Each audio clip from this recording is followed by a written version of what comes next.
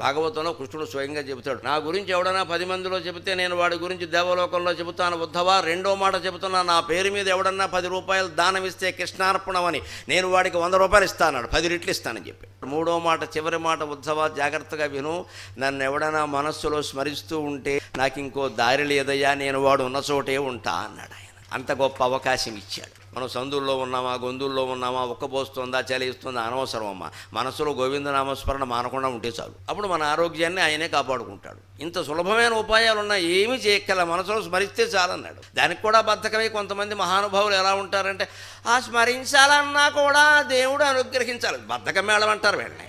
ఆకలిస్తే అన్నం తినట్లా, ఉప్మా తినాలన్నా కూడా దేవుడు అనుగ్రహించాలని నోరు మూసుకుంటున్నావా? 2 కేజీలు ఉప్మా లాగించేసేవి ఇక్కడ.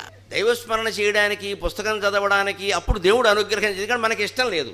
సొల్లు కబుర్లు చెప్పుకో, ఆశమ్మ బోషమ్మ అంటే గంటలు గంటలు చెప్పుకుంటారు కూర్చుని. ఇక్కడ ఏమిటో పెద్ద పిల్ల ఇంకా ఫోన్ చేయనే లేదు. అక్కడి నుంచి ఇంట్లో ఆయన ఏమంటే, ఎందుకు చేస్తుంది, దాని బాధలు దానికి ఉన్నాయి, దాని మొగుడో శనిగాడు అని మొదలెడతాడు. ఇక్కడ పోనీ ఇలా మనం మాట్లాడుకోవడం వల్ల పెద్ద పిల్ల జీవితం ఏమైనా బాగుందా అంటే ఏమీ బాగుండలేదు. నువ్వు మాట్లాడుకున్నా బాగుండదు, నీకు ఫోన్ చేసినా బాగుండదు, 100 సార్లు అది కష్టాలు చెప్పినా బాగుండదు, నువ్వు తీర్చలేవు, జరిగేది కాదు. ఎందుకంటే పెద్ద పిల్ల జీవితం బాగుండకపోవడానికి సగం కారణం పెద్ద పిల్లే.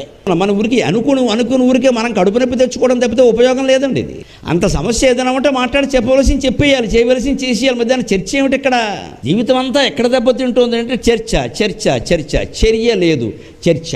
అందుకే జిడ్డు కృష్ణమూర్తి గారు చెబుతారు, don't discuss, take the action అంటాడు ఆయన. తీసుకోవాల్సిన చర్య తీసుకో. చర్చిస్తే వీటి ఊరికే ఎన్ని గంటలు, ఎన్ని రోజులు, ఎన్ని యుగాలు చర్చిస్తారు మనుషుల గురించి. వాళ్ళు మారరు అనుకున్నప్పుడు వాళ్ళ విషయాన్నే మనం వదిలేయాలి. మాట్లాడుతున్నామంటే ఆ మనుషుల లోపం కాదు, అది మన లోపం. అది మారాలంటే వదిలేయడమే, దేవుడికి వదిలేయి, ఇంక మాట్లాడద్దు అసలు. అదే చర్చిస్తాం. ఈ సమస్య జీవితాంతం వదలం.